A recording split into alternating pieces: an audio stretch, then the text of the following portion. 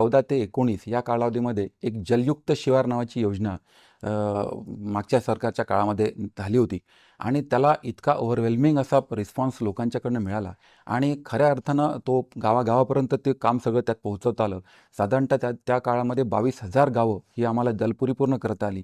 जवळजवळ 7.5 lakh hectare area हा त्यानिमित्त आम्हाला ट्रीट करता आला आणि मोठ्या प्रमाणामध्ये जे काही वॉटरशेड्स होते, ज्याला आपण मायक्रो वॉटरशेड्स आपण ज्याला म्हणतो, त्या मायक्रो वॉटरशेडचं जलसंधारणाचं काम हे त्या काळामध्ये झालेलं होतं. मग तोच कार्यक्रमाचं पुन्हा आम्ही रिपीट करून घेऊन तो आता जलयुक्त शिवार 2.0 दुसरी योजना ह्या 19 ते 24 या कालावधीमध्ये आता संपुष्टात येते आहे.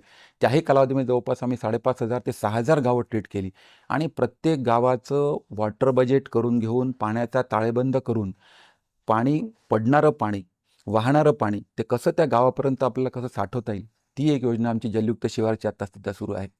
दुसरी अतिशय महत्त्वाची आणि लोकांना अतिशय आवडलेली योजना जी आहे ती आहे गाळमुक्त धरण, गाळयुक्त शिवार आणि या माध्यमातून जवळपास मागच्या 3 वर्षामध्ये 9,80,00,000 क्युबिक मीटर एवढा गाळ आम्ही जवळपास 3300 धरणांमधून आम्ही काढलेला आहे आणि हा गाळ काढून शेतकऱ्यांनी त्यांच्या शेतात स्वतः पसरवला.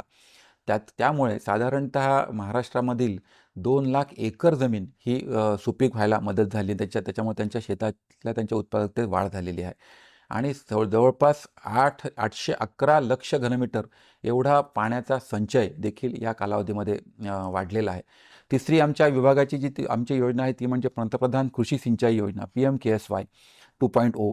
याही निमित्तानं आम्ही सर्व वॉटरशेड ट्रीटमेंट करत असतो. त्याही निमित्तानं यावर्षी जवळपास 5.5 लाख हेक्टर जमीन ही आम्ही या कालावधीमध्ये आम्ही ट्रीट केलेली आहे, जेणेकरून लोकांना पाण्याचा स्तर वाढवणे, भूगर्भातली पाण्याची पातळी वाढवणे हा याचा मूळ मागचा उद्देश आहे. ती एक योजना आमच्या विभागात राबवतोय आम्ही.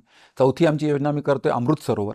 अमृत सरोवरमध्ये म्हणजे आम्ही गावाच्या बाजूला ज्या ठिकाणी आमच्या शासकीय जमिनी आहेत, त्या शासकीय जमिनीवरती जलसंधारणाच्या विभागाच्या माध्यमातून त्याचा सर्व्हे करून घेऊन त्या ठिकाणी एक तलाव तयार करून घेणे